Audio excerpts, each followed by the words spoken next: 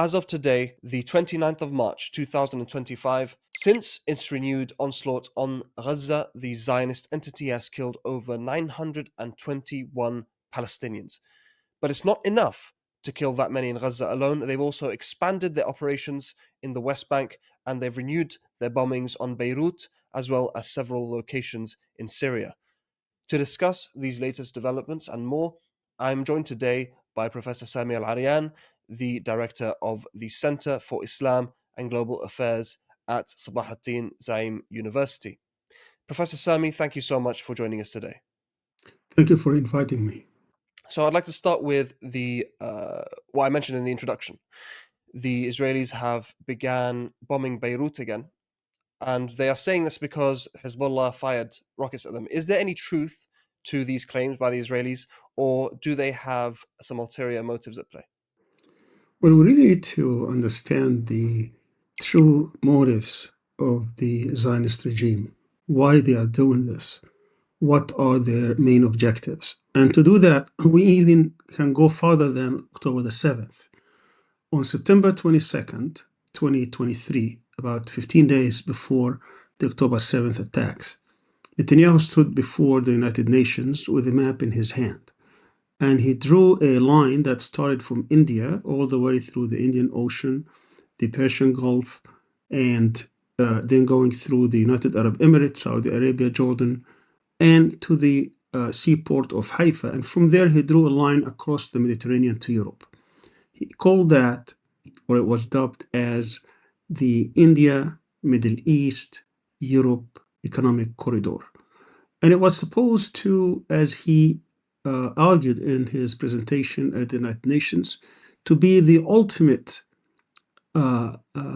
achievement of Israel as the hegemon in the region. He said this corridor is going to be the reason for a future Middle East in which Israel will be the hegemon, there will be prosperity, there will be peace, security, all under the tutelage of Israel. And of course, 15 days later, Tufan al-Aqsa hit, and Israel was no longer that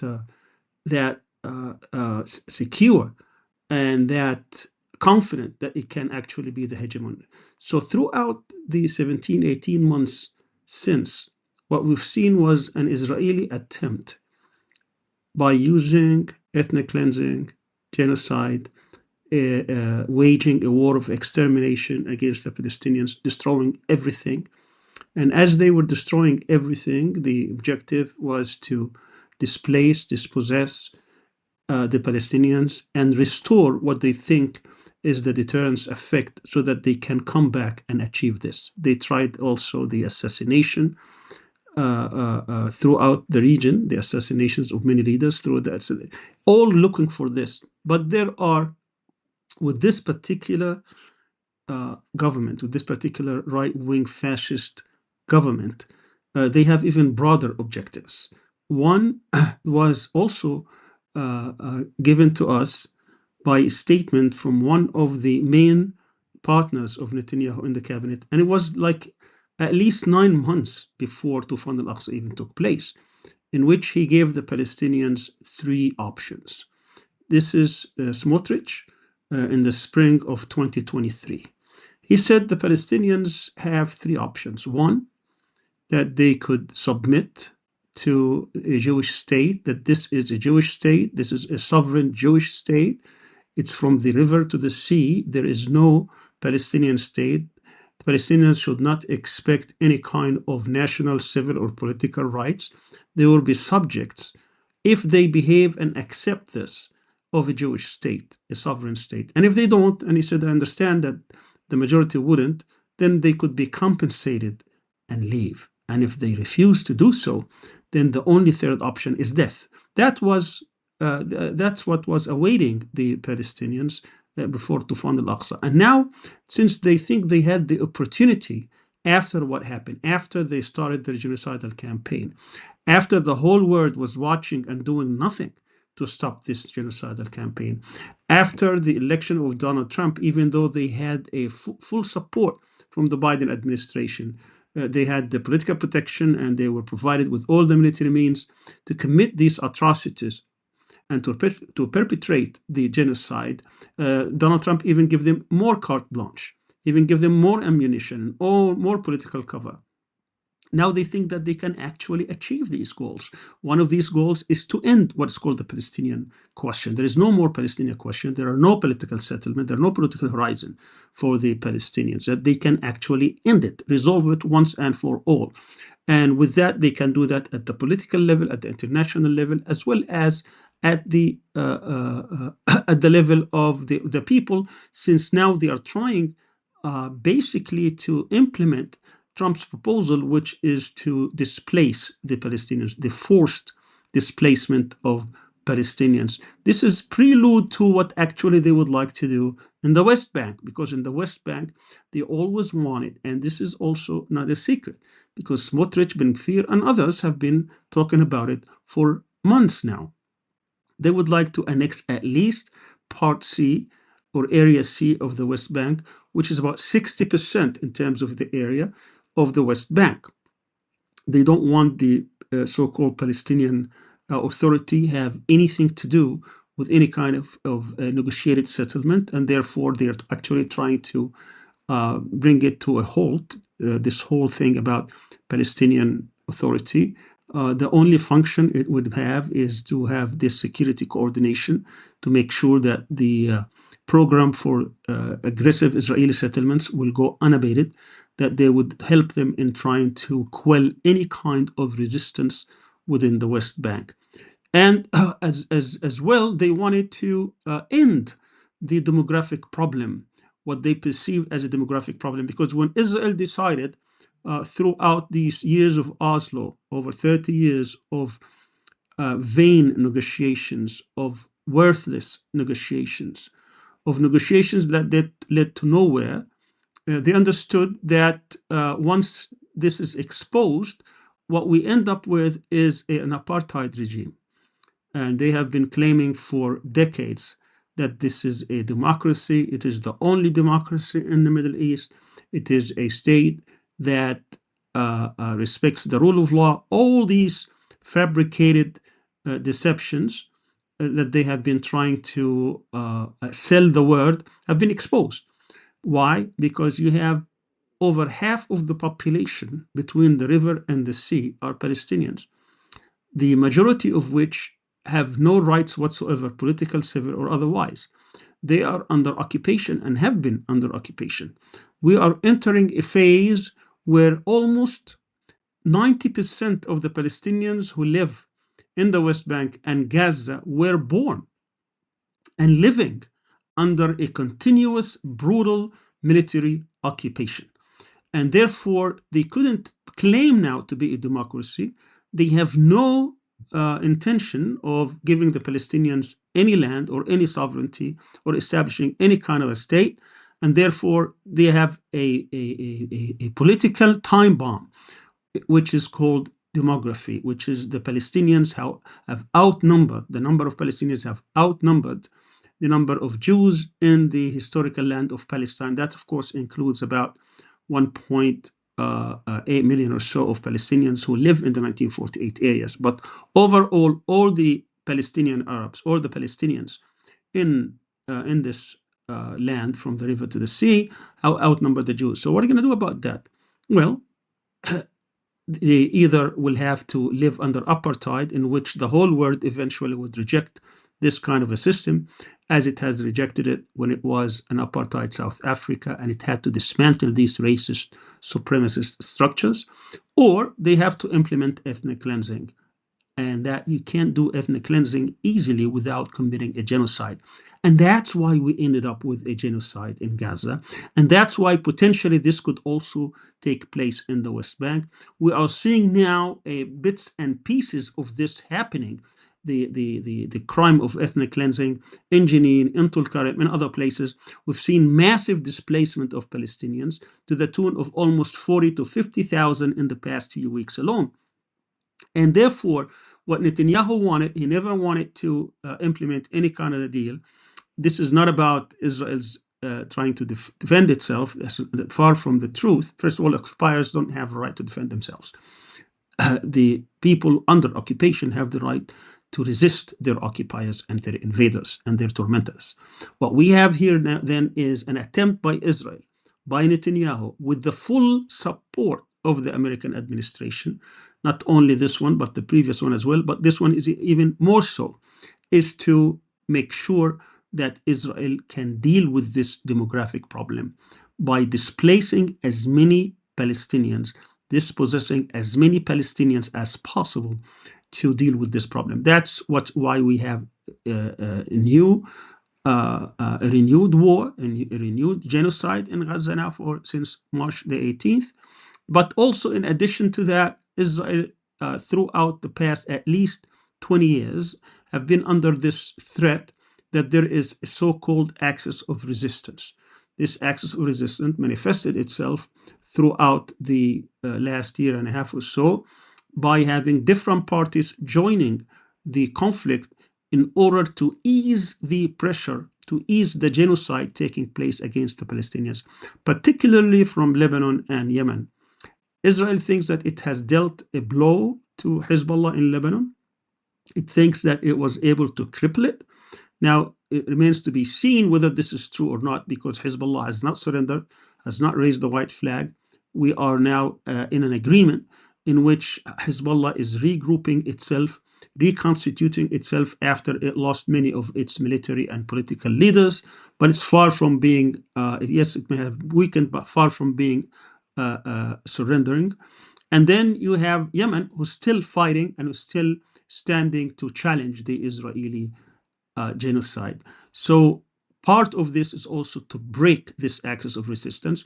And as Netanyahu and his partners have been saying now for years, not for months, is that the only way they can deal with is through war with Iran. So what he's trying to do now is to recruit and bring America into the fight by enlisting American military power in a war against Iran. Now, whether that happens or not, we can discuss that, because apparently Trump is not interested in a war. He's interested in a negotiated settlement. But because of the way he is approaching this case, and because of also the history of Iranian-American hostility, I don't think he'd be able to get it the way he thinks he could. And therefore, the path towards regional war, although I think it's remote, it's still a possibility. Finally, Israel wants to impose its hegemony, its hegemony over the whole region. It was everybody to know that the Israeli military doctrine has changed, that we live now in a new era in which Israel is going to hit hard without any limitations, without any restraints, without any red lines. And it's not going to allow any kind of a deterrence to take place. That's why Netanyahu keeps talking about the new equations in the Middle East. So it's striking now against Syria, against Lebanon, against the West Bank, against Gaza, and willing also to hit Iraq and Iran. He continues to say that we are in a 7-front war, but he knows fully well that he can't win on all these fronts unless he has not only the backing of the United States, but also the full participation of the United States and perhaps other allies. He knows also that there are regional powers here, that they cannot achieve and fulfill these objectives unless he has some of these local regimes in his camp. In other words, they will do his bidding. And that's why we maintain a siege on Gaza, not only from the Israeli side, but also from the Egyptian side, because he has these cards he can play. That's, we could see why there are a lot of efforts within the region to make sure that the people will always be under the lid, that they will always not go beyond what is accepted. Otherwise, this whole region could actually implode. So just to continue the answer, I'd say that Israel is trying to do everything it could to end this conflict. But it's very clear to me that after 15 months, 471 days of continuous bombardment and genocide, they could not bring the resistance to its heel. They could not bring the resistance to surrender or raise the white flag. If Trump gives them a few more weeks or months, I don't believe that they will be successful, even though the destruction is unimaginable, even though the suffering of the Palestinian people have exceeded anything that could be described in this day and age. Whilst you mention there are many external threats to the state of Israel, like you said, Netanyahu mentioned 7 fronts. Internally, there seems to be a lot of strife at the moment. There's been a lot of protests around the state of Israel, the Zionist entity. And recently, the Knesset was able to pass a bill giving the government more power over the judiciary. What do you think that means for the Zionist entity going forward? Does this have any effect on its so-called standing as a democracy? The internal problems within Israeli society started long before October 7th and long before also the confrontation taking place regionally. What Netanyahu and his right wing fascist partners want is to take control of the whole instruments of power of the whole institutions within Israeli society. One of these institutions certainly is the judiciary. They think that there are certain restraints where they can't actually implement their plans. There are a lot of plans which are related not only to the aggressive settlement policy and taking over the settlement project within the West Bank, but also things that have to do with certain restraints within Israeli society, things that have to do also with the recruiting or recruitment of the Haredim into the army. There are a lot of these issues. Many of them have to do with religious understandings of certain items in which the judiciary, which is pretty much secular, has been able to put some restraints on them, and therefore they don't want these restraints. They want to remove these restraints, and by doing that, they want to change the historical nature of the relationship between the executive and the judiciary. They were able to do a lot of changes structurally also between the legislative and the executive, and they wanted to continue this program so that there will be no restraints for them to take over all the instruments of power within the Israeli society, including, as I said, much of these institutions that have acted as a restraint to the excesses of certain policies within the right wing factions in the Zionist regime. To do that, that went into a direct confrontation between the right wing factions led by Netanyahu, Smotrich, and Ben Gvir on one hand, and the other secular oriented, mostly Ashkenazi factions. We're talking about the opposition, but also the much of the civil organizations, some of the academic institutions, even some within the army, because the army was the only institution that actually unified Israeli society, because everyone is there, with the exception, of course, of the religious who are exempt from being drafted into the army, which is a long policy that dates back to the foundation and establishment of the state. But now we see, because of the things that have been taking place and the restraint, the constraints put on the military to be on alert because of these different fronts. They needed more people. There aren't enough people in the reserve, and that brought these two factions into a confrontation.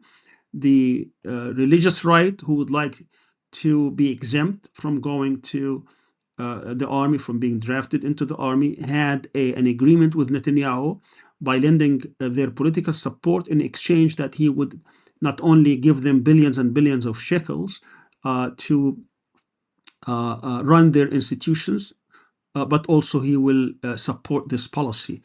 On the other hand, the other factions, they want them to be treated like everyone else. This was taking place, these kind of tensions were taking place before Tufan al-Aqsa, and now they are being renewed because there are different ways of how to handle what's going on today. You have Netanyahu and his right-wing fascists. On one hand, they would like to continue the war. They would like to fulfill these objectives by ending any notion that there is a political horizon or a political solution for the Palestinian problem. This has been resolved already, that the only solution that they will entertain is for the Palestinians to be displaced and deported and to be displaced and removed completely from Palestine, or they would be or they accept to be subject of a Jewish state.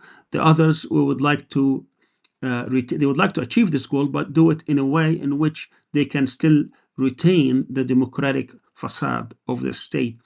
These kind of tensions are taking place now as well, about whether or not to end the war, whether or not to give priority to the captives. The people on this part of the argument, they would like to pause and they would like to put more emphasis on the releasing of the captives, and even with painful, what they perceive as painful cost by releasing thousands of Palestinians. Netanyahu is not interested in that. He would like to achieve the quote unquote what he calls absolute or total victory. So this is also coming, and some people, even within society, some people who are either former senior judges or former senior military leaders or even former prime ministers, are warning that this could actually lead to a civil war within the state. It's not clear whether they would reach that point, but there is certainly lots of tension in the streets, and we will see how much that will be a restraint on Netanyahu's program. There are 4 points of pressure on the Israeli government. The first is the American pressure. Now this is not taking place, but potentially speaking, if Trump changes his mind and wants to stop this war, this carnage, this mayhem, this massacre, this genocide, he could do so, and he's done it right before he took over as president, before his inauguration, when Netanyahu had to sign this agreement on January the 19th. It was an agreement in which all the goals of the resistance of the Palestinians were met. The end of the war, the withdrawal, the total withdrawal of Israel from Gaza, the implementation of an agreement for an exchange of captives, in which many Palestinians, thousands of Palestinians, would be released.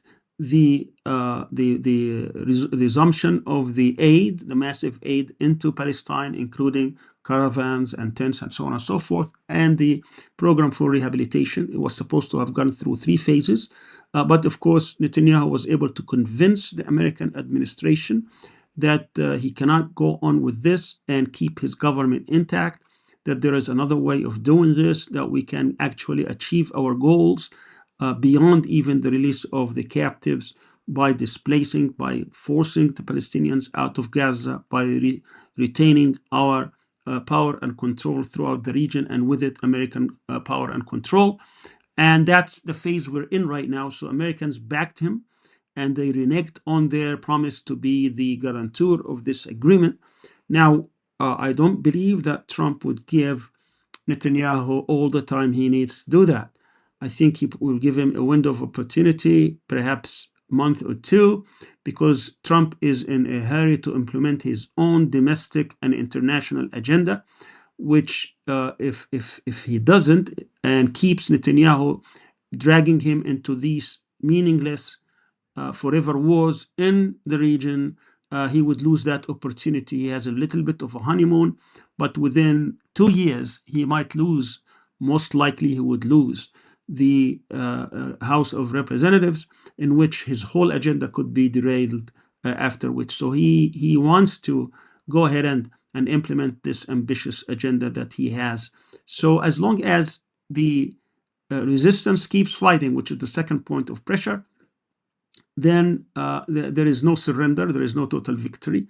Now, Israel cannot win simply by bombing them from the air. They would have to go in, and if they go in, there is a potential, as it was done in the past, in which there will be a serious war of attrition, in which Israel will start losing dozens and perhaps hundreds of soldiers, and that would add even onto the pressure. The 2 other points coming from the internal Israel, that is these massive demonstrations have been taking place, could also play a role in rolling back this war. And finally, the regional and the Arab and international pressure, which has not been effective and in many instances has not been forthcoming and has been weakening. If that is renewed, if we can have more of this pressure coming in addition to the change in American attitude and the continuation of the internal pressure, combined with a war of attrition, then we could see the end of this war. I'd like to return to the US in a bit, but first, there has been reports of protests occurring in the Gaza Strip, and a lot of misinformation has been spread around about what these protests mean, what they're about. Some people are saying these protests are purely out of frustration, wanting to end the war. Others are saying that these protests are explicitly anti-Hamas. What's your take on these protests? So what do you know is going on, and what do you think they mean?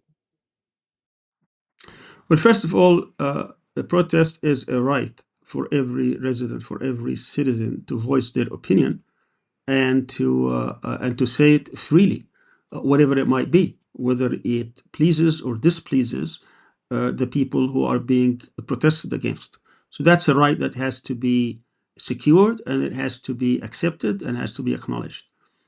If we look at the people who protested, they are in the few thousands, but far from being a majority. We're talking about a few thousands out of a population of 2 million. Even if they were in the tens of thousands, that would still be a minority. But if you go and analyze these people very closely, who are behind them, you will find that you have four different groups who have been not only accepting but also pushing for this, who have been embracing these kind of activities. You have the good people. These are normal people who have been who have sacrificed tremendously, who have given who have been suffering from starvation as well as from the killing and the destruction and the lack of aid and lack of medical facilities and so on and so forth. And they are innocent bystanders, and they have been the subject of a warfare, not only in terms of the actual military warfare, but also of psychological warfare. And they have every right to, again, to voice their opinion. But if you look even closer to the type of people who have been leading these demonstrations, we'll find three kinds of people. One are these people who are collaborators. They have been openly collaborating with Israel, and they have been under the instruction and under the payment of Israelis. And some of them have been caught red-handed by the resistance and by other citizens of Gaza. And they have been leading these efforts both inside Gaza and outside Gaza. Others are those people who have already sold out. These are people who have given up on any kind of resistance, who have accepted that Israel is in control, Israel is a hegemon, and therefore we need to accept whatever comes our way. These are the type of people who have been accepting this security coordination and accepting the Israeli dictates, regardless of what they are, under the assumption that if we don't, things will be worse. So they are basically self-defeated before they even engage, and it didn't matter what the resistance would do. They will always be against any kind of resistance, no matter what. And the fourth and final one are those people who have always been against any kind of an ideology that has Islam at its center. These people are ideologues. These people hate what they call political Islam, and they take advantage whenever people start attacking whether Hamas or Jihad or other Islamic ideologies or groups.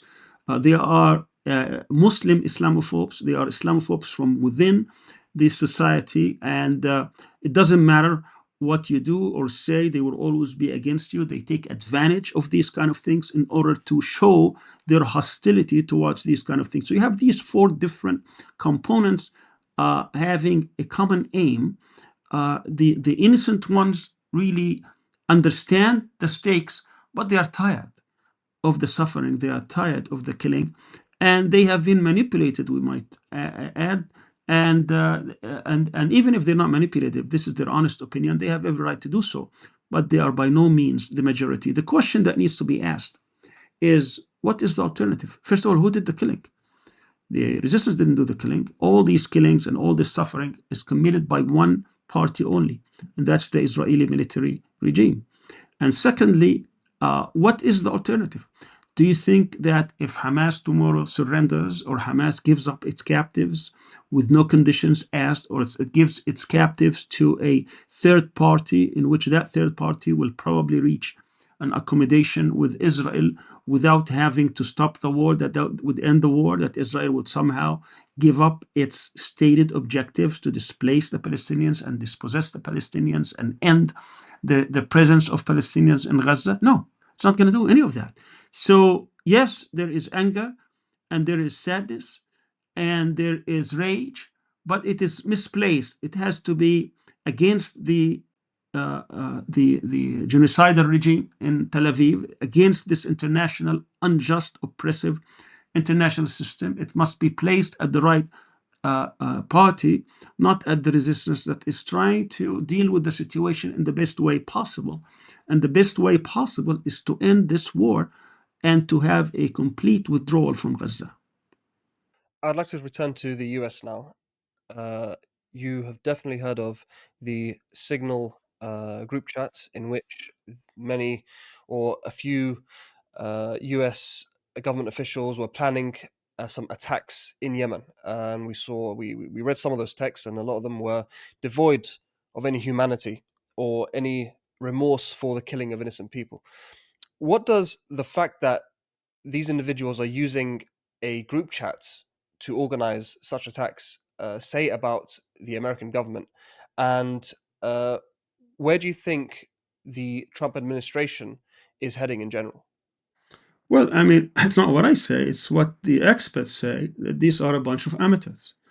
I mean, there are very strict rules within the American establishment, within the American national security establishment, by which these kind of discussions take place. There are even more restrictive ways when you deal with these kind of discussions. If they are, I haven't seen the details, but if these details were discussing war plans, for example, they have to be in a room called SCIF, which is complete, which has to be in person and completely away from any kind of electronic device.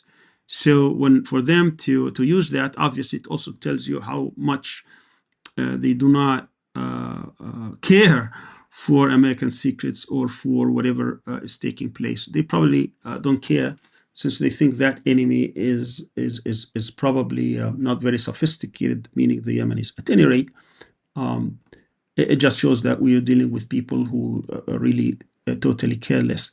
But where the Trump administration is going is very clear. The American administration, this particular administration, is probably the most Zionist in the history of all administrations. It was very difficult to see if you can top the first Trump administration and then if you can top Biden. Yes, and we have it right now. Most of these people within this administration are not only Zionists, but they are extremes and hardened Zionists. They support not just the Zionist discourse, but the most extreme of the Zionist discourses, that of Smotrich and of the right wing. And we should not wonder why, because we saw during the campaign these right-wing Zionists who control an enormous amount of funds, they were actually funding the Trump campaign.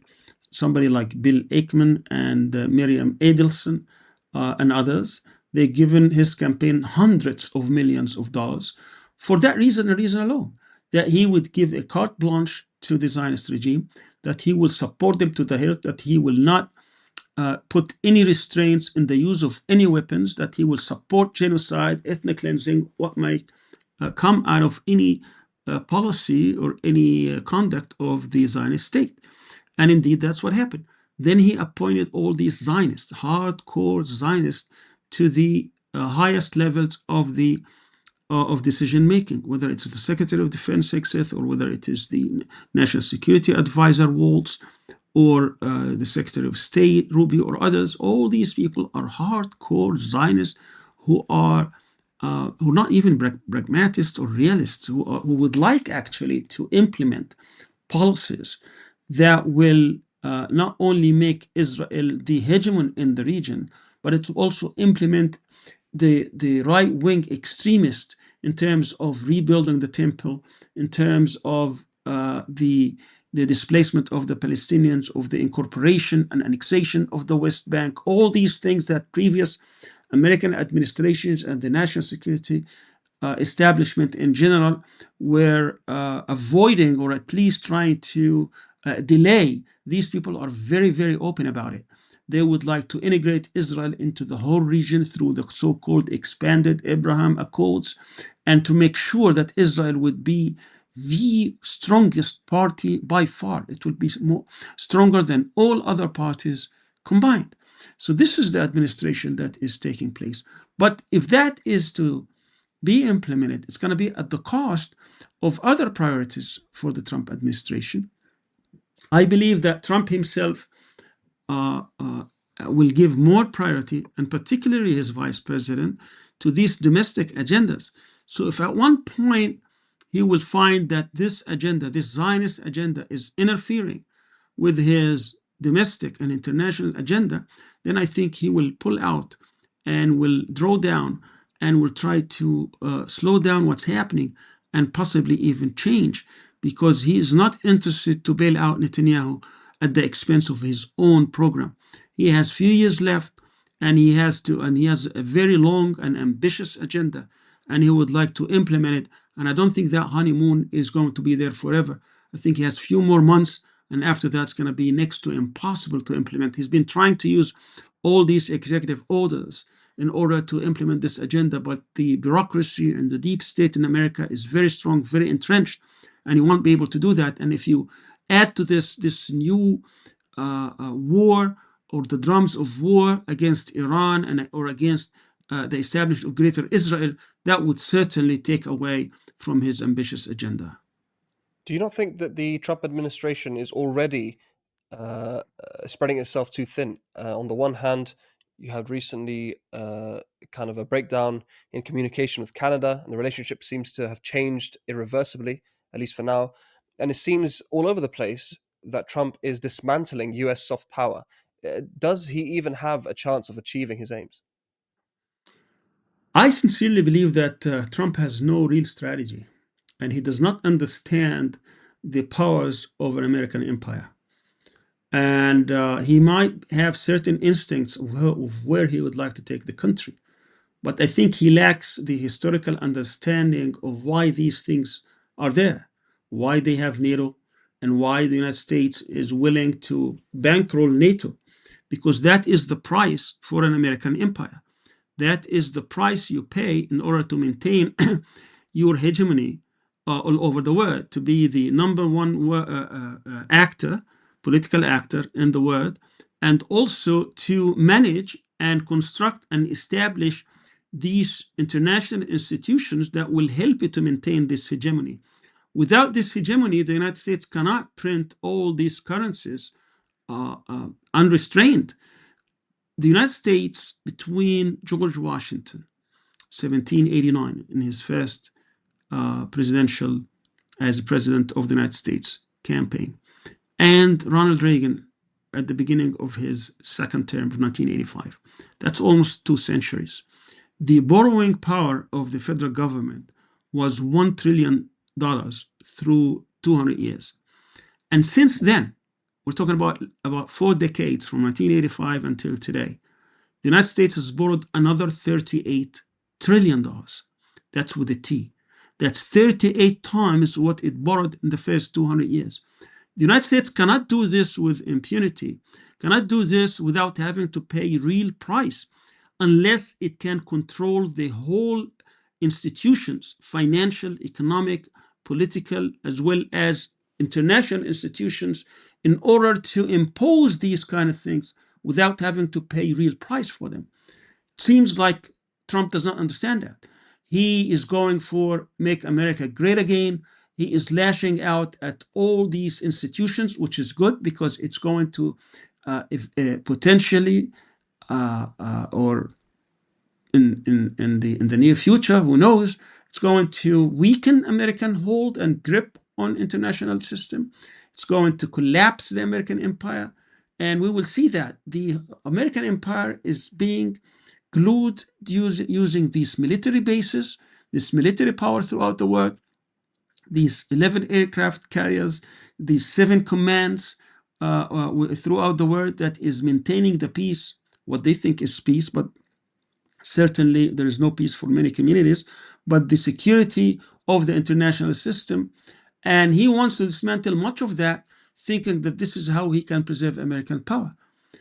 Of course, many realists would come and tell you that this is overextension, that what the United States decided to do in the aftermath of the collapse of the Soviet Union, when we had the unipolar moment, when the United States was overwhelmingly the most powerful country on earth, that they pursued several strategies that overextended this empire and hastened its collapse.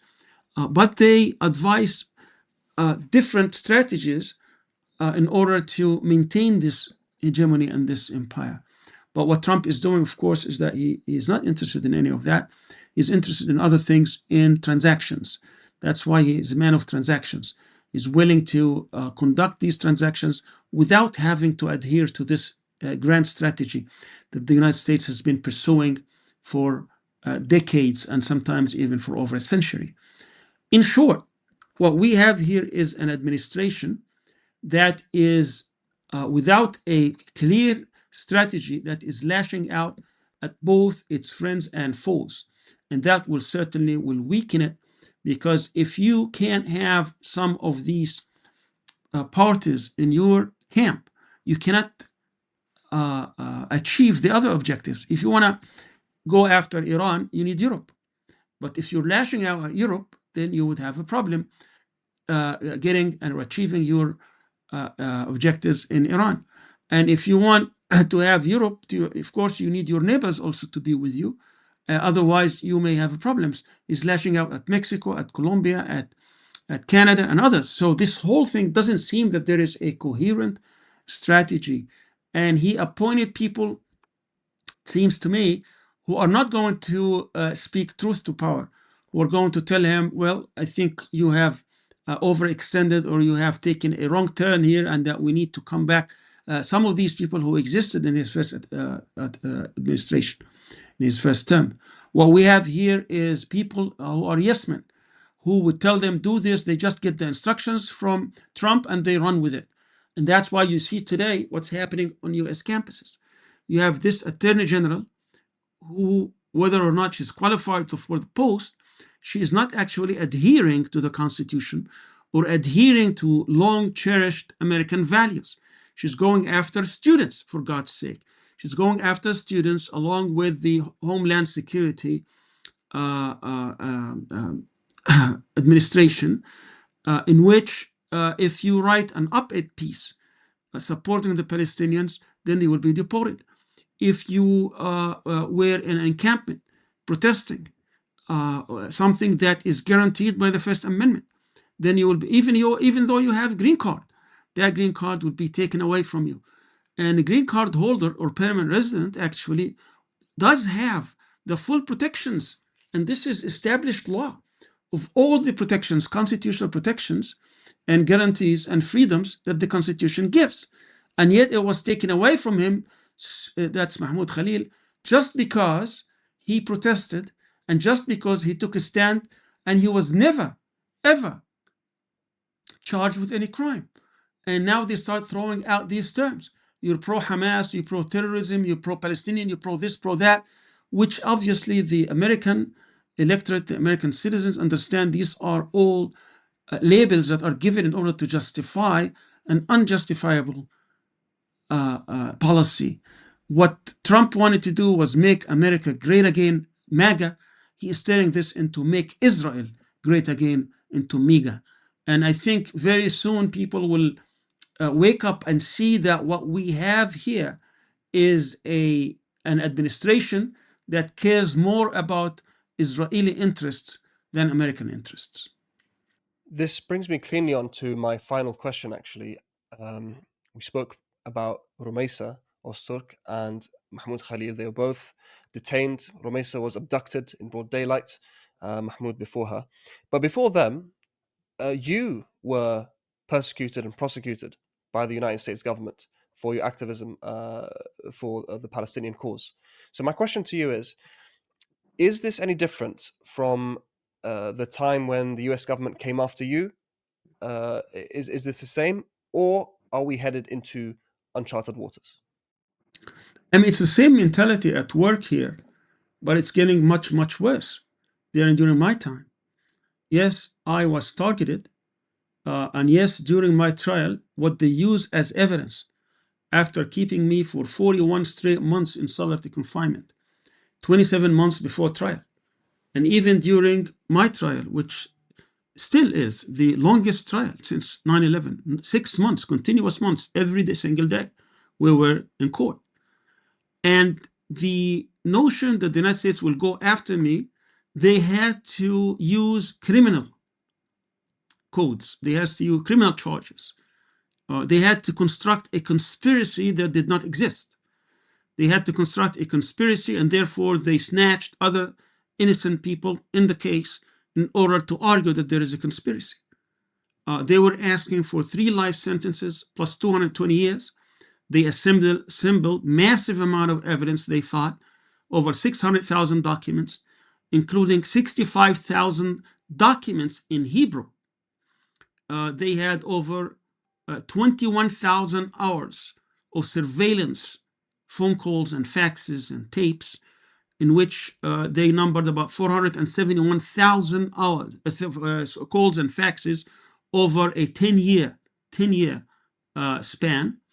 And with all this, what they used also during the trial, as when they invaded my house twice, they used titles of books that I owned as evidence against me. They used conversations I had with others as evidence against us.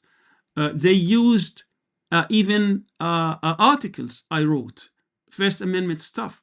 Even they used I was an editor of a magazine. They used the articles that I approved to go into the magazine. Because I approved them, they became evidence against me. Even in one instance, if it wasn't true, would have been a joke, a dream in which one of my co-defendants recited to another co-defendant over the phone, that dream in which I was talking to him in his dream, and he recited that dream to another co-defendant. That dream, since I was talking about Palestine, became evidence against me. It wasn't even my dream, and yet it was used evidence. And with all this, 6 months and 80 witnesses, including 21 from Israel, brought from Israel to testify, the jury, that tells you the essence that we could actually win this argument when the American people truly know what the argument is. They talked to this jury for months on end. I did not call a single witness. They called dozens and dozens and dozens of witnesses, FBI agents, Israeli witnesses, and so on and so forth, and they could not convict on a single charge after 6 months with over 100 charges. That tells you that these kind of things, even though they try to terrorize you, they try to scare you, they don't work. Now they are trying this thing again. But now they are trying not to tread on American citizens, because this is how they start. They start targeting immigrants and vulnerable people. They try to go after green card holders, thinking that the American citizens will not revolt, they will not rebel, they will not object, they will not oppose this. But what is going to happen is that this is going to actually be seen by any person with a clear conscience, with a concern about the American Constitution and civil rights and the Bill of Rights, that they will be completely alarmed of what's happening. Because once you allow a government, the tyranny of a government, to go over one segment of society, they will not stop. They're going to go after the rest of society. And I think this is the real aim here, is to scare people so much of police, of law enforcement agencies, by which people will start agreeing to policies that they abhor, that they object to, that they hate, that they despise, in order for the other side to get their way.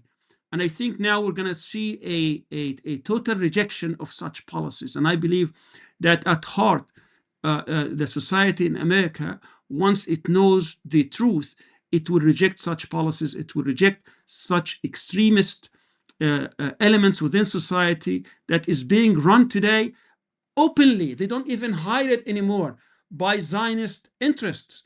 I mean, we've seen that, one of these organizations called Bitar.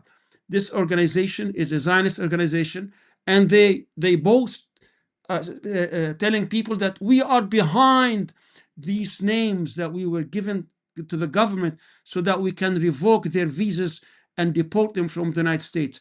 These are Zionist elements going after Palestinian activists and pro-Palestinian activists, giving their names to the government so that the government can do its dirty work to get these people out. This is exactly what happened in my case, because after my case, these same Zionist organizations were boasting that they were after what happened to me, that they were after writing reports to the Justice Department, to the FBI, to the U.S. Attorney, and so on and so forth, so that I would be targeted. So it's a déjà vu again. It's the same mentality again at work. But I believe this time around, there are more awareness. We've seen the hundreds of thousands of people throughout the United States, throughout the streets, the squares, decrying what's happening, standing with Palestinian rights. And I think over time, these people will be exposed. Not only will be exposed, but they will be rejected, and they will be totally stopped from what they're trying to pursue, which is the hegemony of Zionism, not only in this part of the world, but also in the United States of America. Professor Sami Al Arian, eye-opening as ever. Thank you so much for joining us. Thank you.